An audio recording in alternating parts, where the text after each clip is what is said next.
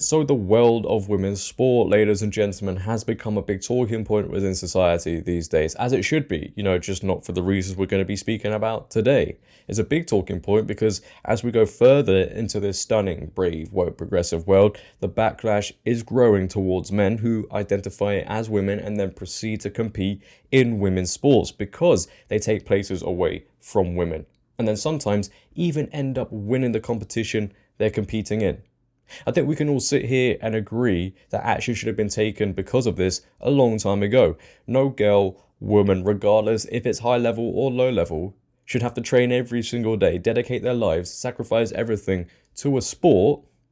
As soon as they turn up to the event, they're going to be at a physical disadvantage, maybe because a man has decided to compete. The automatic physical disadvantage that liberals, leftists, progressives like to ignore because we have to protect people's feelings and reaffirm individual truths. However, action is being taken, thankfully, finally, by British cycling. Cycling is a big talking point with this issue. We've covered it a few times now on this channel. There seems to be more and more of these situations happening, especially within cycling. So finally, people have taken action, and British cycling has decided to ban transgender athletes from competing in the women's category. Great news.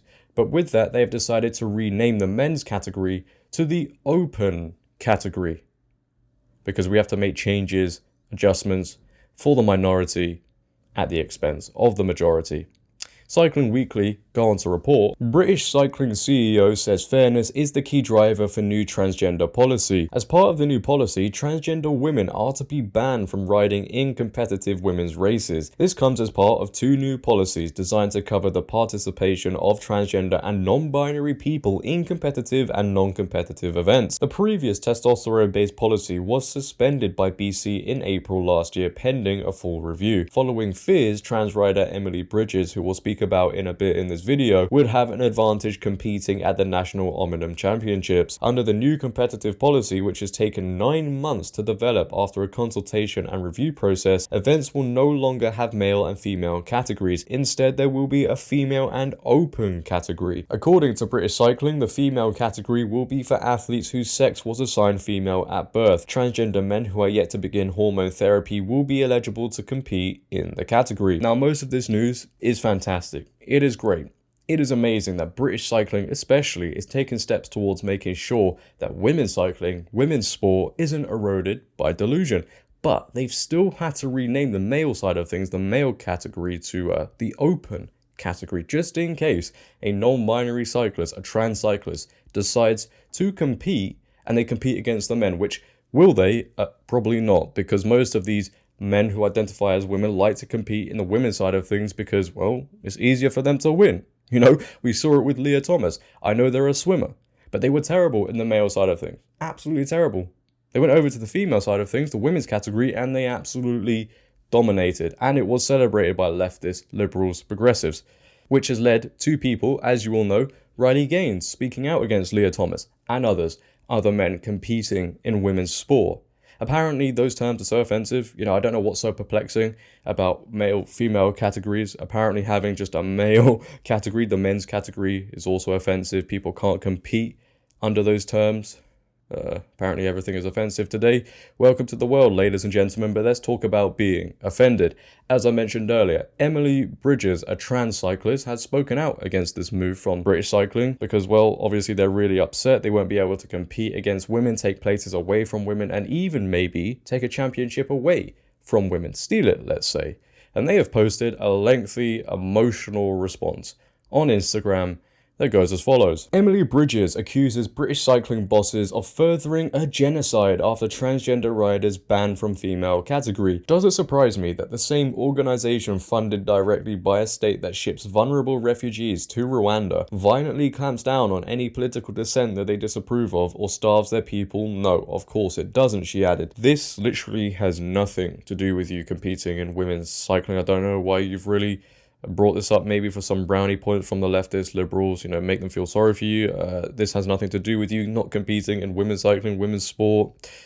doesn't make any sense to me anyway, and they actually carry on. The same organization with actively homophobic coaches who encouraged eating disorders and did nothing about any bullying between its riders. You don't care about making sport more diverse. You want to make yourself look better, and you're even failing at that. Cycling is still one of the whitest, straightest sports out there, and you couldn't care less.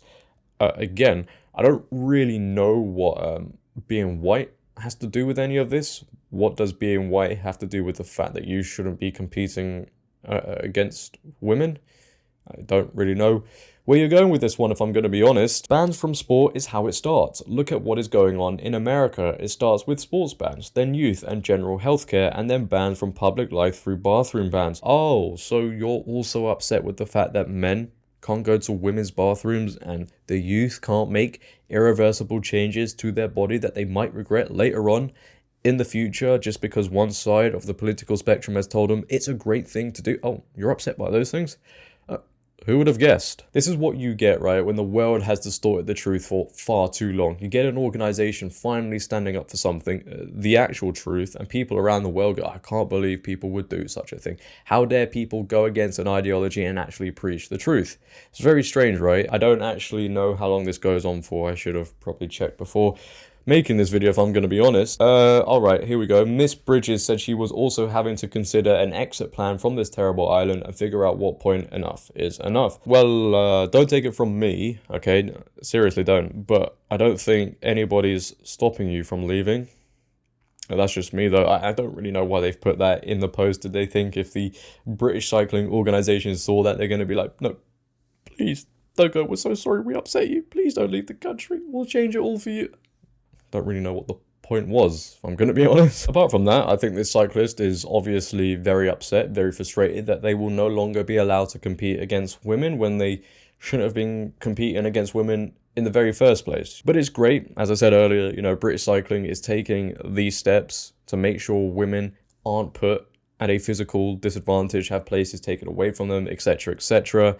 I know they've renamed the men's category, the male category, to the open category. Maybe this is just something we're going to have to deal with just to make sure the truth remains. It's crazy, right? It's crazy. For far too long, situations of men competing in women's sports, regardless if it's swimming, cycling, running, skiing, whatever it is, it's been going on for far too long, and it needs to stop at high level and low level.